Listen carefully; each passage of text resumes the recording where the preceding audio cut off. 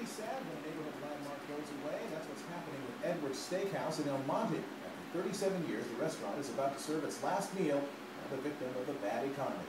Eyewitness News reporter Rob Hayes shows us what Edwards has meant to the people who work and eat there. It's everything a restaurant owner could ask for.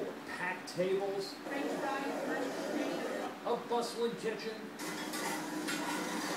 and customers boasting about the place. It's the best meal in town, best steak in town, and the best martini in town. But for the owners of Edwards Steakhouse in El Monte, this surge of happy diners came just a little too late.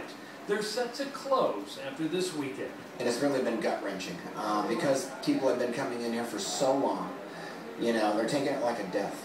I mean, just like a death. Owner Ken Roush said Edwards has been serving steaks in the LA area for 64 years. First near MacArthur Park, then here in El Monte. The last 37 of those years, Hulda Roush has been running the floors while her husband hand trims the steaks back in the kitchen. Now it's all set to end Sunday night.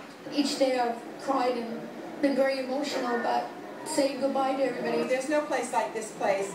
There really isn't. The owners will tell you loyalty like that is priceless. The problem is, sometimes it is priceless, especially when the economy goes south. Dad and I work side by side for 40, 50 years, and we've been through many recessions. And nothing like this, though. It's like somebody turned the faucet off. The Roushes say they're planning to auction off the memorabilia, sell the building, and then do what millions of other Americans are doing right now. Looking for work. Both of us will be out there literally looking for employment. It's a tough reality of the restaurant industry. When the lights go out at Edwards on Sunday, the steakhouse may be done, but at least it was well done.